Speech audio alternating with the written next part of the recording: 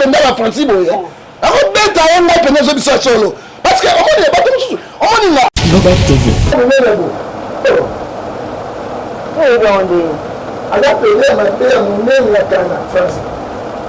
Bobet TV. Lito félicité parce qu'il a comme likolo m'a gardé quand même nationalité na Nino azape likolo batombo lelo bendele ya mboka na biso. Yo pema mama Bobet ne vandi aw journaliste de carrière. Moi si penda o timbandaka to benunga.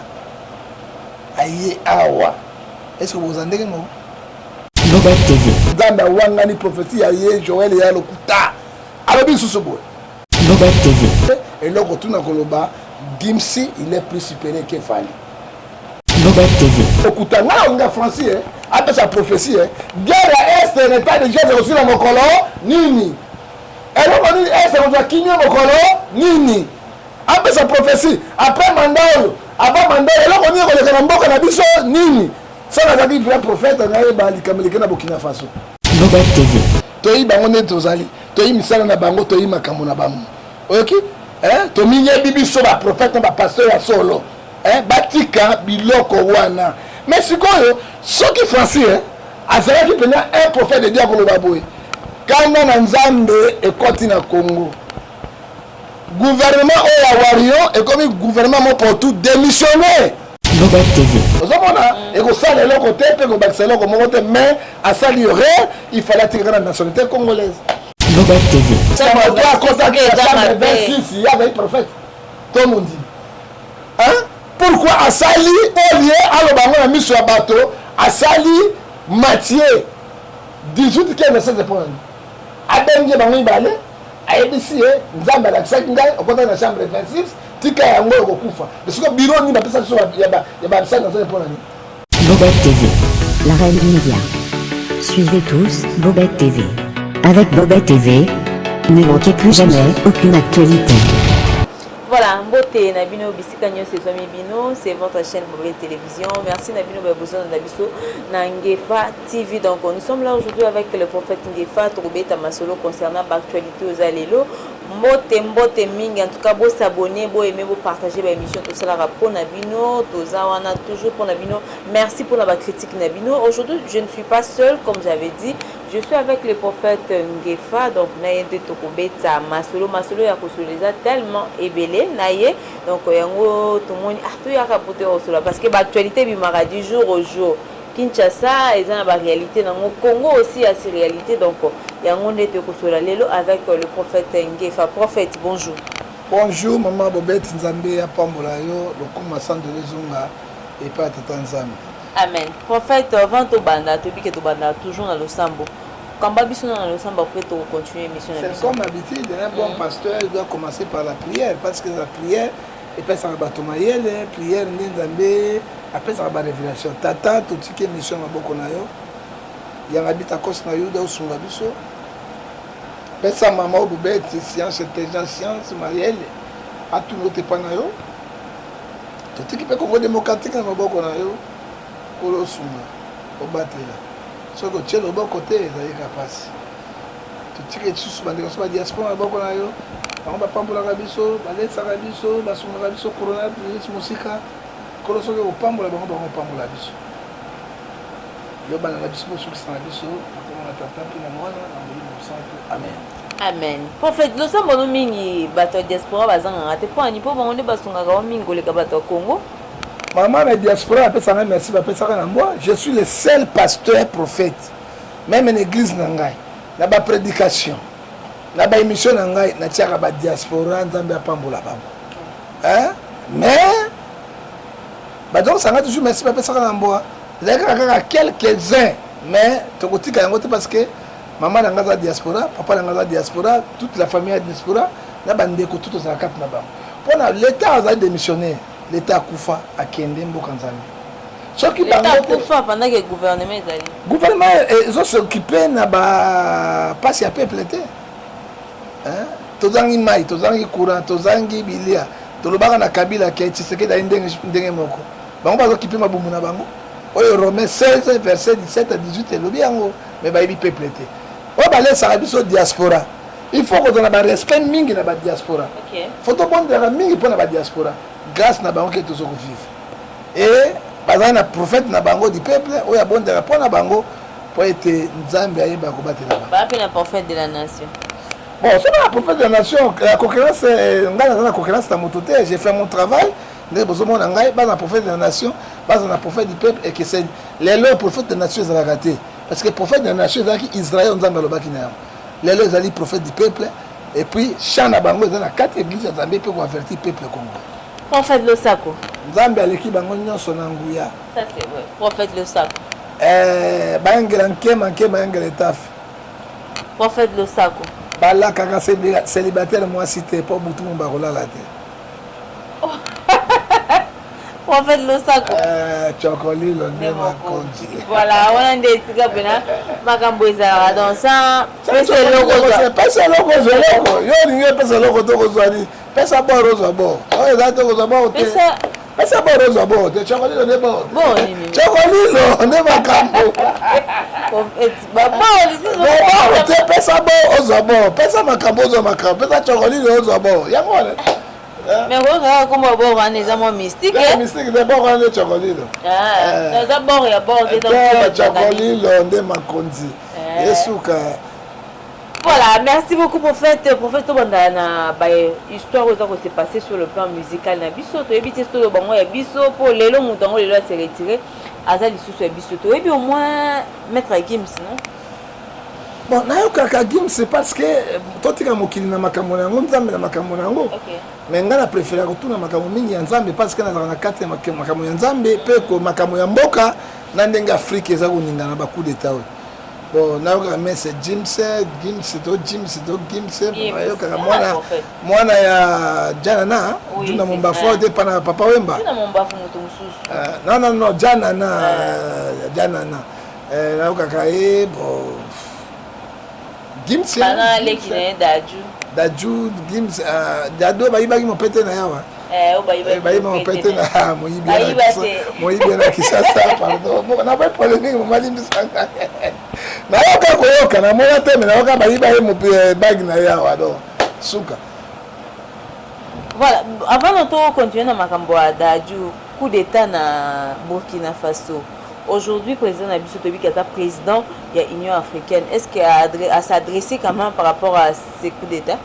Maman, Nzambia Pambola yo bobet, na likambo tuni. Oyebi Jérémie 33 verset 3 évoqué, moi je te répondrai. Matthieu 11 28 bona mikuma yepa Nzambe koleleleki na Afrique. Kolela eleki na Afrique. Afrique nyonso yandenge bo? Quand tu as Brazzaville et Kinshasa et Brazzaville, ok, la Burkina Faso, Mali, Ndengebo, Moko. Oui, ma belle président africain, le Koso. Ma belle président africain, Barozo Mboka, le royaume. Ma belle président africain, la princesse, la prince. Basama Kango, comme ministre. Il veut manger eux-mêmes avec quelques membres du gouvernement. Mais peuple tout est dans la misère. Maman dit que coup d'État, nous condamnons dans l'étape de démocratie, nous condamnons le coup d'État. Pouvoir et les élections par le peuple, non par Mindouki, par massage. Par massage. Nous avons le jeu Kendi. Bien filmé, mais l'intelligence c'est dans la biso toujours.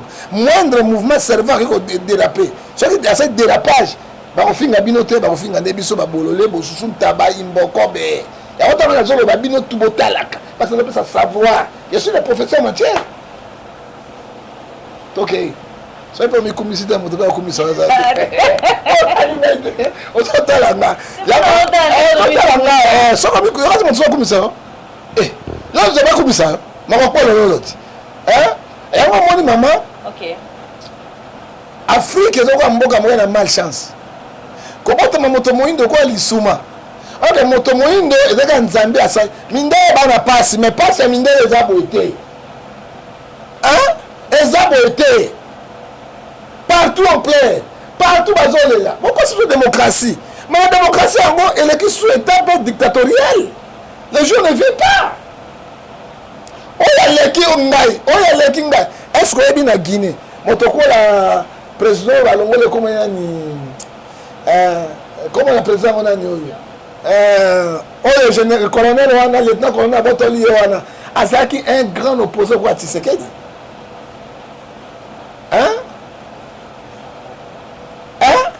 bato balingaki asali premier mandat deuxième mandat eloko atika yango alobi akotika te afraude yango ntango afraude yango akomi konyokola bato lieutenant colonel abimi Dumbuya abimi akangi ye na coup d'état militaire parce que abiki pourquoi ye nde moto aformaki Dumbuya aza petit na ye propre moya asala ye comment se passe ya boma eza te tokei na Mali colonel azwi pouvoir a torturer ibeka kufi donc je lieutenant colonel wana Burkina Faso Christian Roch Kabore insécurité bato baliaka te basalaka te peuple ezosouffrir bango bazorenye mais ayebaki ete menace ezali nzambe mpona mettre bango fin tous les présidents dictateurs oyo bazali baincompétent na kati d'Afrique bakolongwa pa basoda déjà trois yango bakei mopepe yango ebandi mopepe nano ekumbaki oyo akufa nani na Haïti tauti kokufa ezali kokende bo bazobika nde bazokende sadi kwa kolela ya bato souffrance ya bato baprésident bazali baincompétent bagouvernement na bango nzambe ayebi te mpo nasukisa bino et puis général moko azwi coup d'état te kaka balieutenant colonel na bacolonel ce n'est pas des généraux ezo essaye de nini nzambe apesi mayele moko mpona kolongola bato bahumilie bango bahumilie bango alors tolobi ete na président union africaine aussi na février na mandat chef de l'état na biso en tant que président union africain 2 coups d'état réaction ezali nini est ce que bazoyoka ye to bazoyoka ye te en tant que président union africain lelo toki M23 attaqué déjà na est ya Congo ezongi lisusu sikoyo na président union africain tozali na Rwanda koti Uganda koti Kenya koti MONUSCO koti FARDC est-ce que guerre aussi la kuna na est jamais ça dit quoi chaque pays azali était autonome na gouvernement na ye ba président union africaine zaka ba titre moko honorifique ça n'a rien à voir na kopesa mibeko na mboka na bango parce que ce que ezalaki bombe ba député se wana ba coup d'état mais ba longoli bango par force ba donc ba président en place ton dima été union africaine wana comme bena trouble mais force union africaine ezaka union européenne force yango ezali masasi mindoki basoda moi biso nini kana maloba donc ça sert pas parce que na mandat chef de l'état biso comme président de l'Union africaine aussi en février 2 coups d'état et ça a mis réaction à bangoni est-ce que azongi si président kala na pouvoir ou bien à quel libéla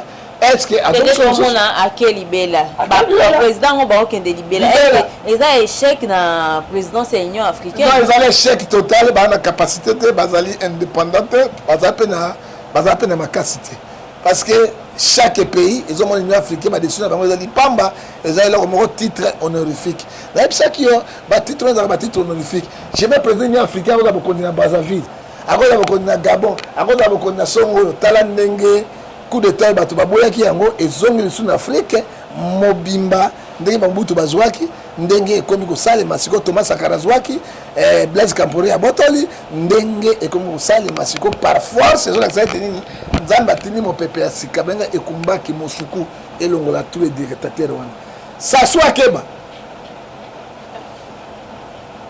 Bongo Akeba président azamwela mais azokangamaka na pouvoir handicapé bon handicapé na nzete penda pe kota ki azaki en bonne santé maman vacances ya président ezalaka président sena azwa 90 jours à sa élection mwela na Gabon ye wana kangami kaka Biya 45 ans de pouvoir ye pa kozwa mosuku Museveni akozwa pe mosuku Gagame akozwa mosuku ezotambola na Afrique mobimba mopepe oyo nzambe atili ezo sepelisa mais qu'on sait que ça n'est pas ceux qui sont incapables. Nous condamnons le coup d'état. Mais ceux qui sont présidents sont incapables. Il y a aussi sa guerre, chômage, nzala, misala. Quoi ba peuple tu vas ça na bango. Tenet Kagame, yo wana sali ba téléphone na mboka na la première fois en Afrique. Mais a on il fatigue à mutu musu a continuer ngo a cause la présidence. Je l'aime beaucoup bien. Non, démocratie. Rwanda est plus belle que la RDC. Ce qui est plus belle que la RDC c'est coopération mais la démocratie, il faut demander ba chef d'État ça. À cause internet. Hein? Ça c'est la dictature. On me dit ba boyango. Sur les arguments de l'État, c'est le président va le rater, la France va le rater. Donc c'est la démocratie à solo, yo ça l'étape OK, monsieur aye abatisi ba kotonga mboka. Oto tikali ko vandi wali faut triquer ba mandat makambo so Nzambe asatini musuku oyo terme sikango wana pona ko sibisa ba lieutenant colonel ba généraux te. Ka ba lieutenant colonel ba colonel ba généraux ba zawa. Tala ndenge Ésaïe 45 verset 7. Après lumière ténèbres. Après diversité. Oyo na également d'esprit ba généraux ba yo kanakate. Hein? Lieutenant colonel Moussika, lieutenant colonel, c'est comme colonel Foult. Colonel Foult est général.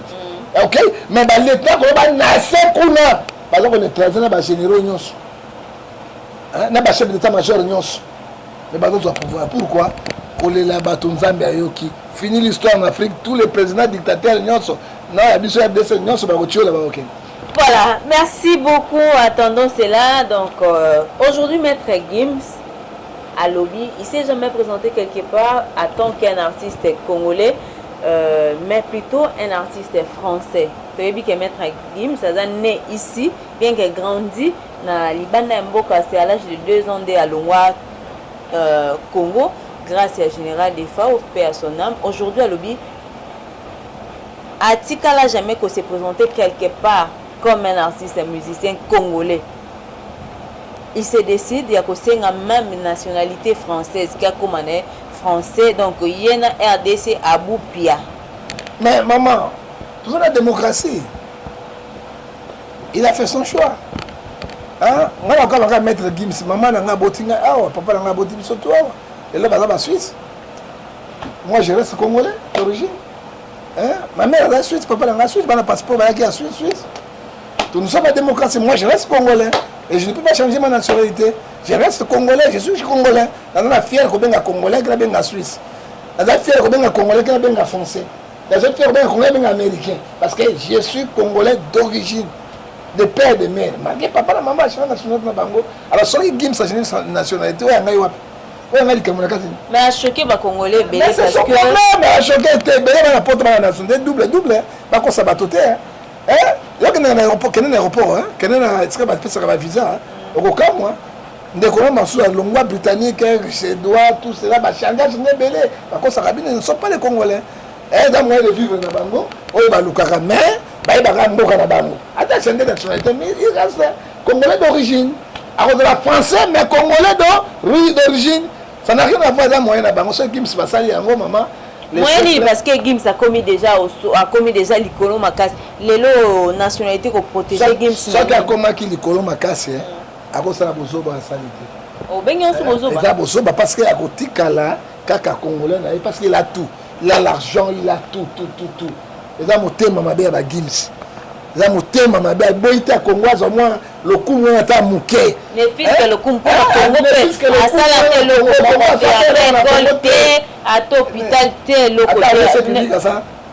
Oui, c'est Gims, ça doit être la nouvelle dans la pompe publique ça. Est-ce que va souber la ça? Hein?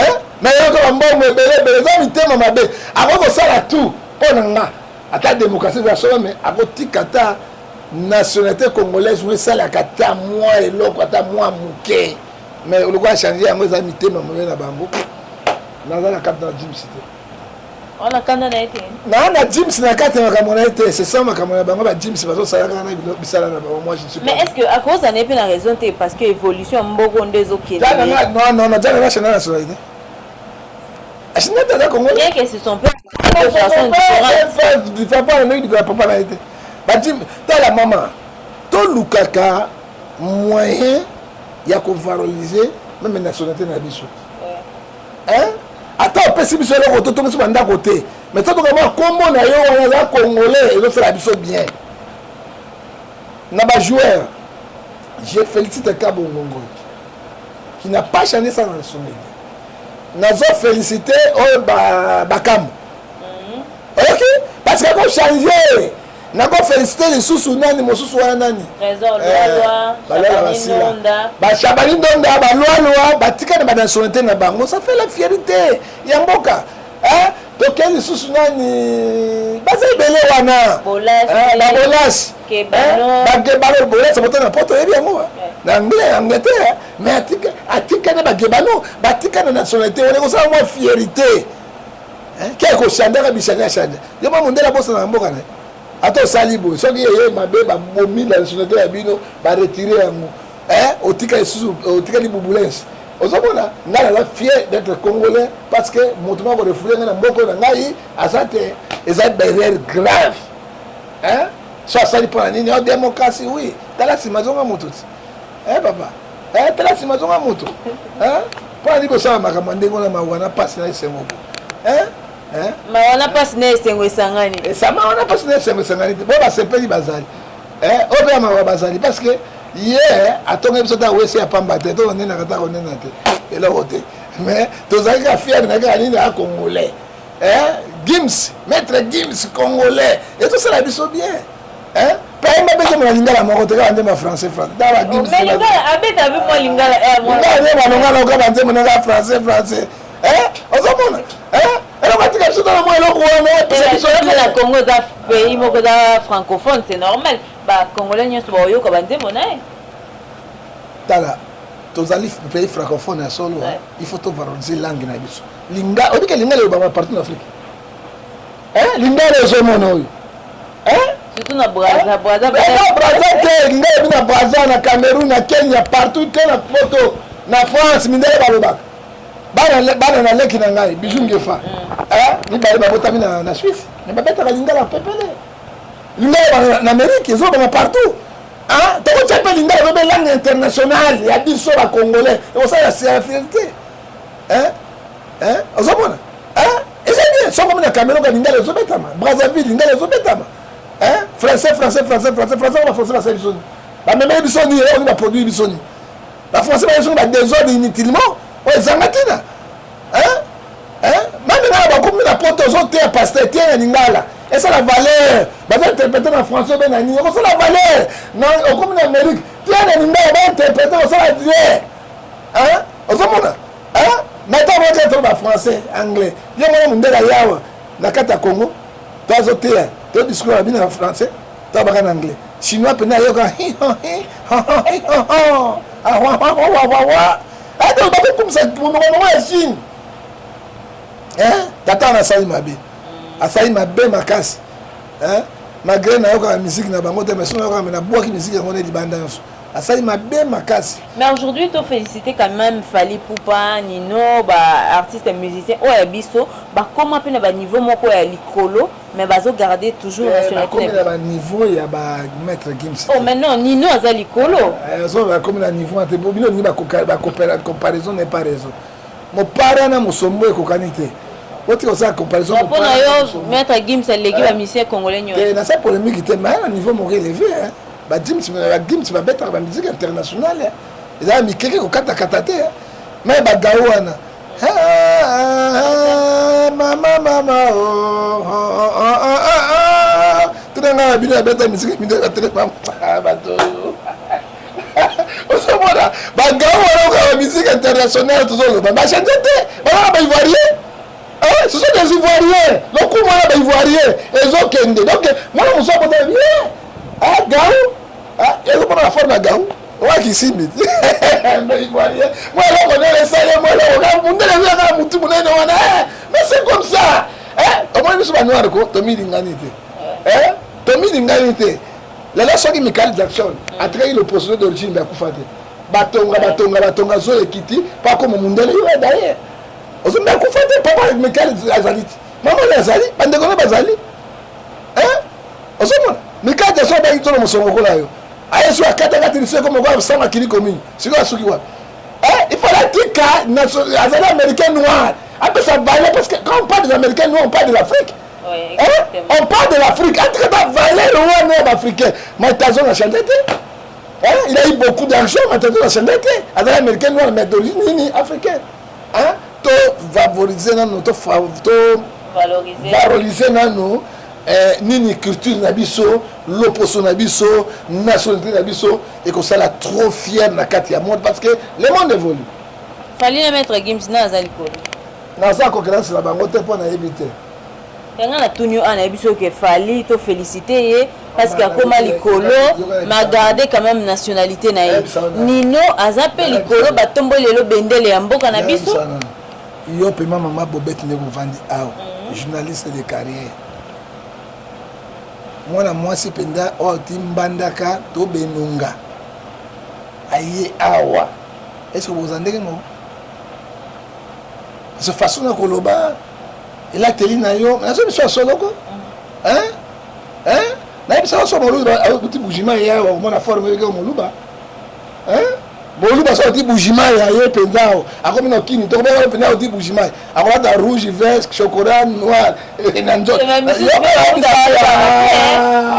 zone du solo pour la solo. Yo kana la zone du solo. O ko daga na tambola ba biyo pendao moluba o petit boujima ikuna na chilengi. Osomona akobunga na te.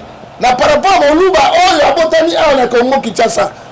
Ah, botani na Kini, akoli na Kini. On va un changement total. Et moto ya mongala ah botani à Kini. Na mongala ti mbandaka le lobby. So pour que forme bi oyo. Ya ah ni zoba. Bali botani na Kini, maître Gims pas botani na Kini. Ça yo c'est loka. Oya mbandaka yoka. Oya koka. Oya Kini, mongala akira ba zoba.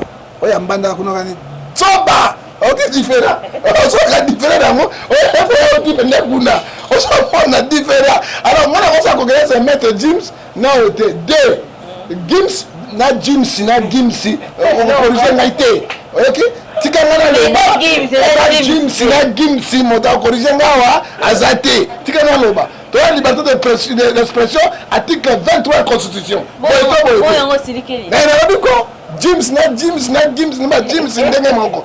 Ozomona sikoyo de fallait avandaka awa Gims to Gims avandaka kuna Gims na bino à côté de la musique nina makamala bango eleki. Alors moi je peux pas faire comparaison entre Fali na nini mais na kobanga nzambe wa ça likolo na se. Je ne suis pas musicien mais je suis un prophète du peuple et là retour na koloba Gims il est plus supérieur que Fali. Ça je te dis la vérité. Absence de la musique congolaise, est-ce que vous avez la vie dans la musicien ou bien la musique na biso? Ako baksela côté pas kolongolate. OK parce que belema pe bazali belé o bazo ya pe bazali makasi ba Koffi Olomide. Fali azali Koffi Olomide azali. Batata mobiti. Batata bazali. Affaire Gora bazali. Ba Inos Bill bazali. Petit Fali pe bazoya. Donc là on Petit Fali Inos a l'équipe Fali Petit Fali. Il ne sait pas l'équipe Petit Fali. Non, attention, consacré. La vie appartient au courageux. Consacré. T'as la galinga na ben bandaka wana au salaire. Quand la galinga Petit Fali bandaka na ben wana au salaire. Attention, la vie appartient au courageux. Bazali ba kosa biloko belé et puis ma génération sikaizo ya pe belé ya koleka. Maman, ozomona et ko sala eloko te pe ko bakisela ko monte mais à sali aurait, il fallait tirer la nationalité congolaise. Ok, merci beaucoup, prophète Ngefa. Chambre 26. Tu veux éviter, mission sur cette vidéo, prophète Joël Francis, à côté, a sali prophétie dans cette église qu'il y a une personne dans cette église à qui go sala et kobo na chambre, il y a hôtel moko MP na bandal. Atangi même na kombo il y a hôtel wana et a lobby chambre wana za chambre moko eza na misala mabe, donc c'est une chambre diabolique. Tu habites les canisiers à prophète Ngefa Sokozani. Prophète d'abord, nani to go benga prophète ya solo nzambe. Prophète ya solo nzambe, celui qui prend la pensée de Dieu, il transmet le peuple de Dieu. Un prophète nzambe ya solo na tango to sana ola sabato caleçon rouge, ce sont des banganga ba petits charlatans. Ça n'a rien à voir. Mais là ça motema muto. C'est pas là que ça couleur, non? Maman, besoin d'un domaine moi, je suis un eschatologue. Je sais ce que je vais dire.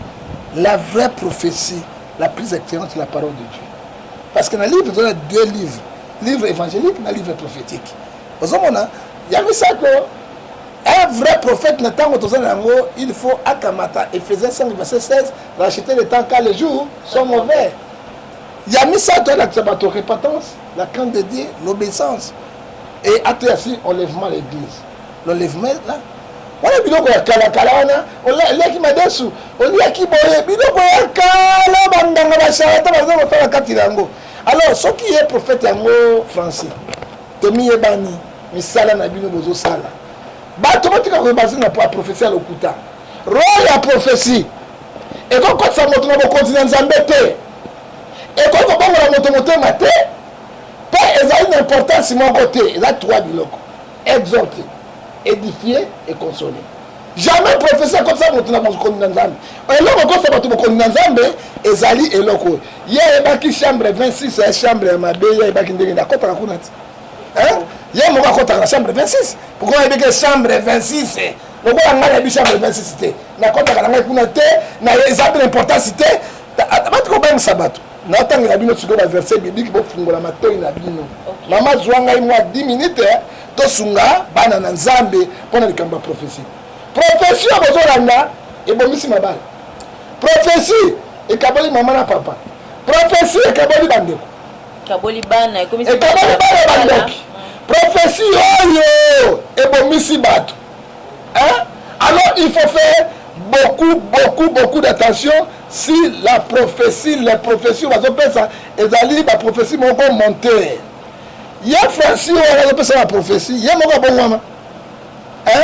Ye moko biloko wana tika kobangisa ngai te soki mosala nzambe so kobangisa ngai te toyebi misala na bango oyo bible ezoloba vous les reconnaîtrez par leurs fruits. Matthieu 7 verset 16 kobangisa ngai te oyo demene oyo otika na yo simba mikro tomiyebani na ville ya Kinshasa oyoki bato basala banjobi na bakota mabe bokosala bato banini banjobi kota mabe bokosala bato kota mabe nde yo moko oyebi yango te tika na zanga liba nzambe tokei na Jérémie 14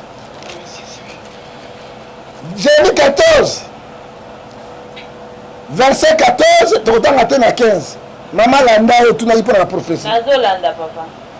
L'Éternel me dit, c'est les monstres qui prophétisent à mon nom. Déjà, Nzambe awangani bango lokuta. Moto moko azali awa. Mais pourquoi abengaki moto na kombo te ke Bobette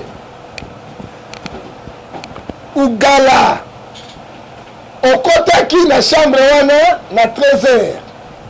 Oyeko bima na 14h. Moto bazali na kati Thomas.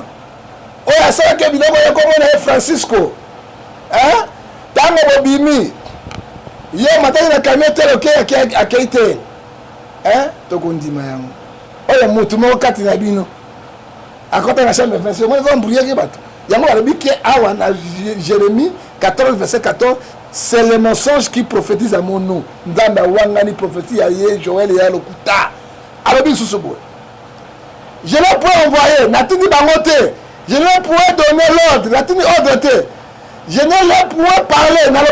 Ce sont les visions mensongères et la vaine tromperie pour la prédiction. La tromperie du cœur qui prophétise, ce n'est pas moi Dieu. Mais la Bible qu'a dit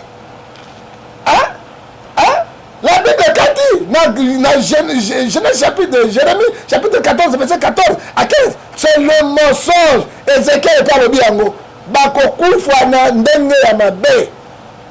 Matthieu 24 verset 24 le faux prophète wana il se dirait même possible les élus de Dieu bon ça attention na bango la prophétie à lokuta ngala nga Francis après sa prophétie guerre à est l'état de Jésus aussi na mokolo nini et on dit est on doit kinyo mokolo nini après sa prophétie après mandat avant mandat et là on dit ko le mboka na biso nini ça na dit vrai prophète na yeba likameli na Burkina Faso. Ok, Alliance à quoi les Cameroun Burkina Faso pour nous sommes en Afrique. Ce sont les mensonges. Batalokuta Yemoko à Kotaka na kata chambre 26. Aïba 26 nini. Là tinga na bandana avant na ngingi. Na bi chambre 26 na bandana te.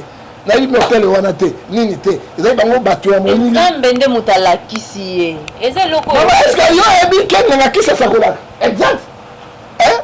Acte 16 moi mon tour na moi ça va sakola. Il avait l'esprit de Python. Quand pas de Python pas de qui? C'est du diable. Nanga sakola oyebi nanga pesa libal. Ça doit pesa libal. Après ça rabal. Après ça rambom. Oyebi yango. Mais oyebi bango me la kate. Bata lokuta ba prophétie prophétie lokuta prophète lokuta oyo soka za vrai prophète hein akosakola misère oyo bakino bazomona yango na kati ya Congo oyo tozomona na kati ya capitale Kinshasa.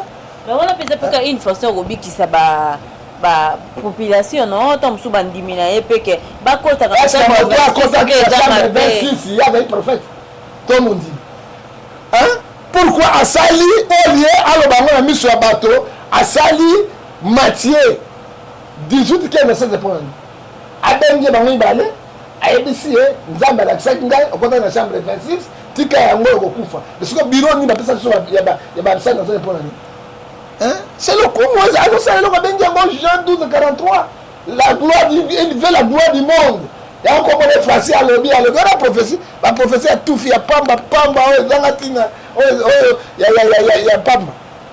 En fait, ce n'est pas une façon de ça degré nzamba zo salela. Maman degré ni omoni ya bobeti. To banana na nzambe to na nzambe. Ozopesa mutu mabena lo ba mamuzo minene. Makambo ya mabena lo ba makambo mabe. Ba Francis batika ba vantile wazo salabo. Le Congo souffre. Hein? Congo souffrir. C'est prophétie la chambre 26 apporter ba congolais. Importer no ba kuna souffrance tout le monde. On va trouver forcer pour le beta et pendant la Francis boye. Alors beta et moi pendant zo biso solo. Parce que je souffre avec les Congolais. On a pas la banane, on a ventilé un coup de million de c'est qu'il faut porter Congo Nini. Et qu'on porte Congo, on a dit moto, à l'accès avant la chambre 26. Puisque Congo, mon kilo, 1 Jean chapitre 5, verset 19, mon qui est à Satan. Tu as dit, mais c'est un bon contact, tu as dit, mais il a reporté Congolais Nini, et pourtant les Congolais souffrent. Bah, forcément, tu as dit, mais ça la gawana quoi? C'est un homme de Dieu, hein? C'est un homme de Dieu. Ouais, il y a ni. Mais n'est pas voir Satan. Ouais, de Dieu, hein? On t'a ouais de Dieu. Attends, me la conformer à la volonté de Dieu. Mais c'est pareil. Mon homme de Dieu. Il prêche la vérité du royaume de Dieu. Mon homme de Dieu. À ça, la makambo, ya pamba on a été. Toi, on est tozali. Toi, misala na bango, toi, makambo na bango. Ok? Hein to minye bibi so ba prophète ba pasteur ya solo hein batika biloko wana mais sikoyo soki Francis hein azalaki pena un prophète de Dieu ko loba boye kana na nzambe ekoti na Congo gouvernement oya wario et comme gouvernement mo pour tout démissionner pour sauver le peuple congolais il pourrait le dire mais wana obanga pe roboma ye sikoyo biso ba bomaka biso oh biso to ba bomaka biso mais yazo lo nzamba zo la nzambe mkwana la kiseke que il y avait mutu monde na kati église na ye ya utaki na chambre 26 c'est la chambre moko diabolique ça mabe parce que porter non édifice église et apporter nini bato boni abongo motema bongo d'accord na chambre 26 te bato de potence te bato la crainte de Dieu te bato batika kosala ba benga yango nini homosexuel hein batika ba lesbienne pas bino moko bozana yango hein lobby parce que bango moko bazana yango botika yango siko chambre 26 moto moko lobby et apporter bana na nzambe nini édifier bango eloko nini hein pourquoi te jouer la mission ya nzambe boye donc là ta Satan en nzoto pas ko sabato la prophétie à lokuta hein soki to mona 2 Pierre awa chapitre 2 jana tangela lelo simba biblia ya nani oya simba la bible talo bakaka boye mais lelo simba bien 2 Pierre elobi na biso awa nini maman hein 2 Pierre chapitre 2 verset 1 à toi il y a parmi vous les faux prophètes ok yango ah bato ba bon prophète mais les faux prophètes Pierre moto atamaki na Yesu Pierre o asimaki fungo la paradis azolo bate il y a parmi vous les faux prophètes il y a aussi parmi vous les faux docteurs qui introduiront soigneusement les sectes pénitenciers qui réuniront les maîtres qui l'a fait racheter, qui l'a fait sauver. 2. Plusieurs les suivront dans leur règlement de la voie de la vérité de la calomnie à cause de Batomingi bakobunga nzela. Bona biloko na banga lokuta oyo ba Joël na bino bazo lobaka awa oyo ezangitini. 3. Par la cupidité, ils exploiteront la parole trompeuse et même qui menacera même la vie de Dieu. Ils seront tous condamnés et dans la ruine de l'internet. Bako kufa, bako za condamné à cause na misana bango. Bandeko, lilo ba nzambe yango wana, tondimi yango.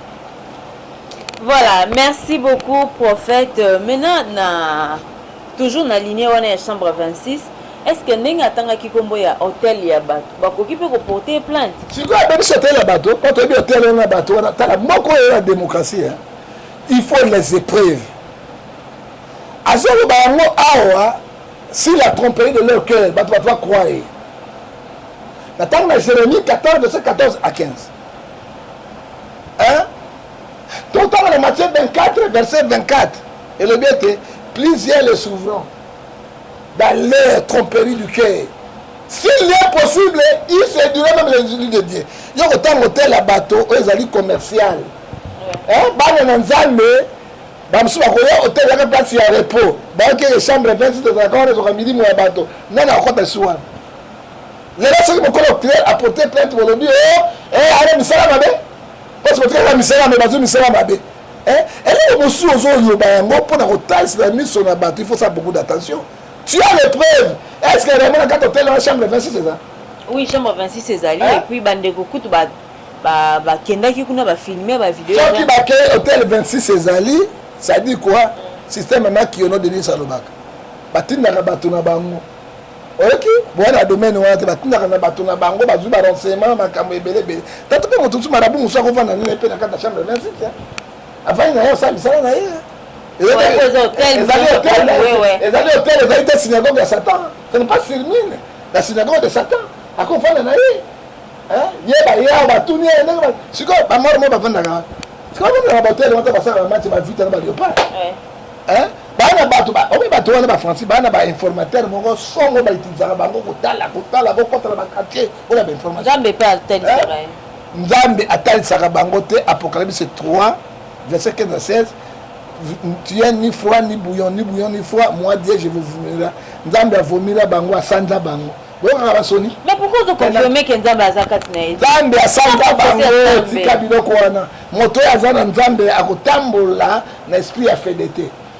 Moto ya esprit ya Nzambe akobanga Nzambe. Fidélité. Ah, fidélité, point d'interrogation. Na suki wana.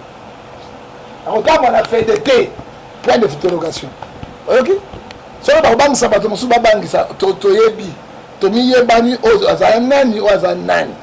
Esprit ya fede naolinga na comprendre nanu eza nini? Esprit ya fede esprit ya fumangani ya suka asimi asuki wana. En fait apparemment lelo osiliki makasi. Non asiliki parce que azolembisa bandimi na Nzambe. Oyebi Matthieu 23 verset 1 à 4 abi. Fais accueillir ceux qui sont faibles de la foi, ne discutez pas les opinions. Tant que vous avez la télévision, la chambre 26, batala kibo, bani na osani, bakubanga. Vous avez mis ça bango, nzambe bango bazo sambela. Nzambe bango zawapi. Or que ezali ba jara bato ndengo yo. O biso na pays islamique boye, aussi mi korabo e, ba opandre onde opandre, bakangi singa ba pandre bino. Na ba pays islamique, na Coran. On va dire que son église, bâté à bateau, enlèvement église, bâté à bateau, la sanctification, baluka peine à bateau. Non, on a tout moulé, c'est que Zali, parce que souka nango, internet c'est la vitesse, il y a monde, la télévision, vitesse à monde, on souka dans le tribunal. On a bien là, on a un hôtel à Kolinangote, à Kanagofunde, on a la chambre 26, et on a 2 jours à Satan. Bateau police judiciaire, on a un hôtel 26, ce qui va coûter de l'autre côté. Vous avez dit que publicité nocturne, publicité yamabe envers nous comme ça et là quoi mutu ba pasteur besoin le kisa pena bo lekisa na ba prophétie na bina lokuta ça dit prophétie bonde ba to ndebele pour prophétie ko sala ko nzambe pe sombongo roi la prophétie exhorter édifier consoler ici et le côté asuki wa voilà merci beaucoup pour ça makasi benga na ba Francis to kuta na to sala débat o mane ba okima au béto na ko populaire wana la so ba ni biloko mais na ko populaire kaka ba pota ngai tala oyi ba député ba bunda na kata parlement ba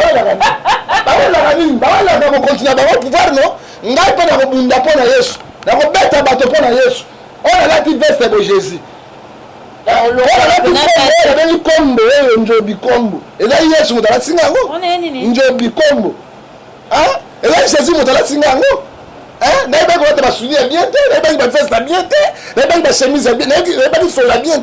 C'est Jésus qui m'a donné. Je vais le défendre jusqu'à la fin. N'avez ngai coiffe bien te Jésus coiffe ngai nayebaki na vandi na bino tokopepe ya kitoko boye te c'est Jésus nde asali ngai tokopepe ya kitoko nakosaka na Jésus te alati ngai kombo yo ozoya biloko apoma bino boyeba monde bino bokendeke boya bata deuxième monde ti ok ozomona ndenge nakangi na bandeko tuta ye wana efa botia basoda mais on a fait avec les musulmans on a fait avec les musulmans tout na pasteur Vicky na canal Ken bitumba buna na plateau te christianisme contre musulman Yesu na Mohamed bitumba buna na plateau te à cause de Jésus non pas moto tout ka Jésus mais parce que tout ka Jésus à cause de biloko na ok et je ne changerai pas ça sera l'avantage de Jésus parce que je défends le christianisme non on a détruit moi vous avez la destruction matin ni mino terre na malongani bo terre na banzambe moto asimba moi c'est ndumba tika ndumba omeni masanga tika mobomi bato alele pa nzambe makilezo de l'Apocalypse 16 verset 10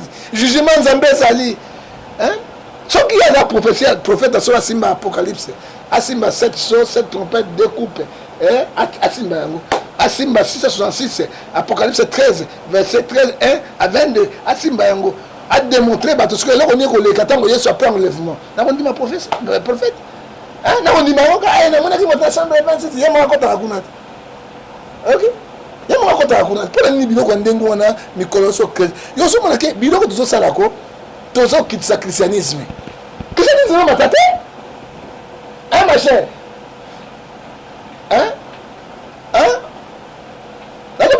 assistante na ngai christianisme de matata Martine christianisme donc kitande ko kita à cause na ba hérésie oyo toko suka biso na bango na plateau mo bimponda ezoleka na moki ya pupula musu na plateau na bi moki ya pupula te agana makala te ya pupula ka biso toko pupula musu na plateau à cause de Jésus parce que toi c'est trop boso ke na yeso wapi ti wapi botiki le banzambe bokomi na double sens bolongo na double sens bokomi na bavodu bolongo na vodu bokomi na illuminati bolongo kuna bokomi sa babasi penza mama alati jin na ebo kilote na se adu protection atie akabatu slip atie ngolo atobola protection atobola slip ngolo atobola jin atobola bu akwe bu boniko totika kabino yesu abimisa mwasi ngolo na kibungo na mama ati jip na dimbanda po era kale so za te mama ati dimbanda mama ati dimbanda parce que ngola to bo dimbanda ku njomba pe bru boni biloko ya to autoriser ngoli susu te na kati dès que ngefa za envie il va défendre le christianisme jusqu'à la fin et je ne changerai pas yo mona linganga yo mona mona kufia na yake personne sauf les personnes qui étaient venues tous en molimo na bango. OK, mais nous défendons la vérité parce que le Jésus que nous prêchons Jean 14:6 il est le chemin la vie et la vérité sans la vérité ça te wapi buzambi quand biloko ya papa ma na mona ki moi chambre 26 yebisanga na moni na banque centrale motoma yiba 2 milliards ya okima na yango comme on est tel pas que ça Congo te beta na bon beba ki osala allez Jeff allez net allez tena ko na mutu wana prophétie biloko ya papa même les gens dans la chambre 26 apporter bon ni na Congo apporter la connu nous on peut pas tellement mais avec efficacité papa vendre na yo tchaba choko na vendre na makamona na ba boulevard ata choko te mais ben na kataka na boulevard ba fali tika ba biloko na bango tika ba kamanzani tika ba kamanzani osoko me ko répondre ka bina ko misana ko belé ya minene ndeso to panzana so me ka bi okoyoka OK so na lobi soka me ka bi donne des réponses na bimisi nyo so maintenant c'est la vérité mais on menace Jésus pour nous si on menace Jésus pour nous Nzambe mutala kisi ne ni ne Nzamba la kisi eke ko wana on a no misaba na Nzambe on bi na l'église so batu babima on ba te bele ba no catholique ba te bele no protestant pa bi le kino ba kuta na bango yo mo sa panza batu libota on va passer protestant panza batu ba mo sa no commission basika ka wana ko pesa batu basika ka wana so on va tele mena yale ba bimisi mo na l'église moi c'est akei quand on va penser à battre nous sommes là pour défendre le christianisme et pour changer le côté Prophète Ngefa, merci beaucoup de communiquer Souka, le bano et Souka et quelques dédicaces. Et personne n'a canne le Souka, bah français pas personne n'a canne. Hein? Prophète Kitanan. Pas personne n'a canne. Malembe. Mboka ezo zika boye bande kolela Ngefa ça ko binge fa bi moto mabe. Mboka ezo souffrir boye ba français kalo ba français wala ba le côté. Hein? Ba prophète ba loba ke mokonzi ya mboka. Ba prophète ba loba na premier ministre. Ba prophète ba na pharaon. Tika bana Israël ba bima na pasi ezali. Ba bi ba prophète na banjoto abato. Na banjoto abato chambre 26. Tamala ki maman ndoki, papa ndoki. Hein? Siko mama aboye libala po bala yi. Et puis zimero ke papa na maman bakufa. Oyi papa na mbala bato combien? Baba na panzana combien? Ndao ba récupérer bam. On m'a dit ça coup d'état en Afrique. Et comme tu as coup d'état et bah ça in Nzambi, beaucoup kufa ya solo. Ça c'est la parole du Seigneur. Trop c'est trop. Trop c'est trop. Hein? Mboka ko tambola mais nous souffrons. Sambela Nzambe a la solution na mboka Congo. Sambela Nzambe a la solution en Afrique aux aïe Moindo. Ka Nzambe alobaki, Nzambe alobaki, Nzambe alobaki. Ézéchiel 14 alobi na verset 6 hein? Alobi bato na lokuta. Maloba na lokuta.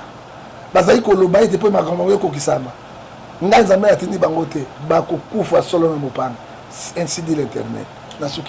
Voilà, merci beaucoup. C'était là le prophète Ngefa, Boyo, Kibinomo Masolo, Tosoli, Tokomina Stuka émission Nabiso.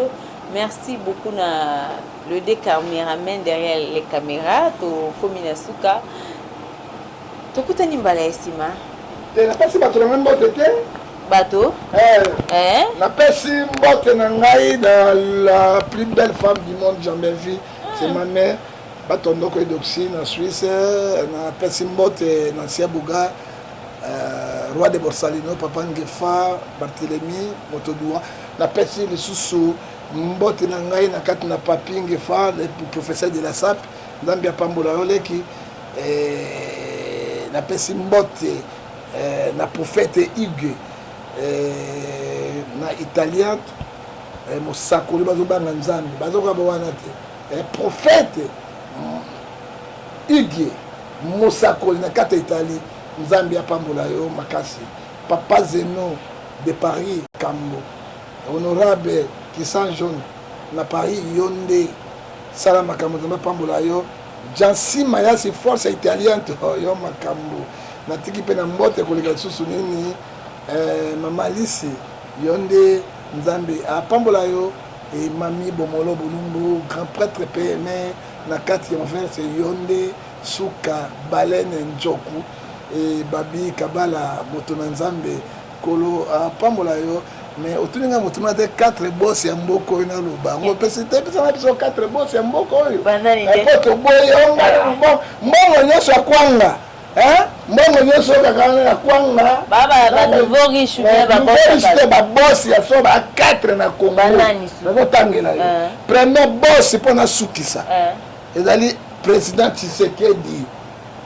Antoine Tshisekedi Chilombo on a le premier boss avec qui tout parce que c'est banque centrale assis ba cuivre assis ba diamant assis mboka mais il y a biso mais yenda en tête il y a simbite yende premier boss deuxième boss na mboka oyo babenga Shuna Rambo Kabila Kabange to OK Shina Rambo mais Shina Rambo ndele ki oyo tangi la qui était Tshisekedi na bandi Tshisekedi na bandi tika polémique sika zate bien na bandi to polani to bandi na tablo tsuko za Nzambe bon lo c'est na libre ça va peuple Nzambe alors on a pas ça peuple tika na souffle le peuple OK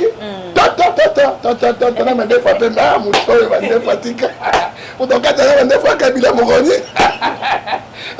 troisième boss na mboko maman Olive Lembi na so biso vérité maman Olive Lembi tanga 4 boss tanga nani 4 boss na Abedashu non bonga kwanga Jatini Ngobila paka Mbaka Jatini comme on a musabi koche papa gentil voilà ba 4 boss tout batikali c'est la bonga kwanga maman Denise na bonga na bina 4 na 4 5 na 5 te tout etika zoka Merci beaucoup le boss. Là, tu as une liste de boss, les 4 na Congo, eza bango.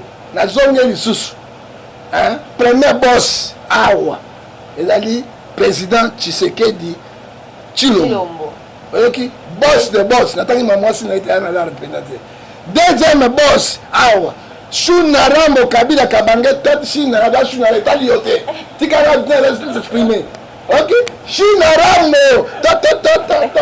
Ah moto, on t'a dit que moi Kabila na okilité. Tu vois, tu vois le boss maman lui Bilembe 4 papa gentil c'est Ngobila. On va le que tout bis nanga ina yona bango tout otoka mbonga kwanga na ba bemba mbonga kwanga. Asuki wana. Na ba fayulu. Mbonga kwanga, tu peux la mbonga. Voilà, merci beaucoup Nabino Bolandi Biso, merci à Merveille Mava, merci na Bobby Yanko, Irmine Boutela, je vous salue, na Pessimbo Timi Nathalie Servi Bomolo, exaucé qui est là derrière la caméra.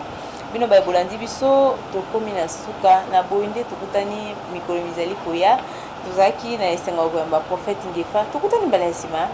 Bye. Bobette TV, la reine du média. Suivez tous Bobette TV. Avec Bobette TV, ne manquez plus jamais aucune actualité.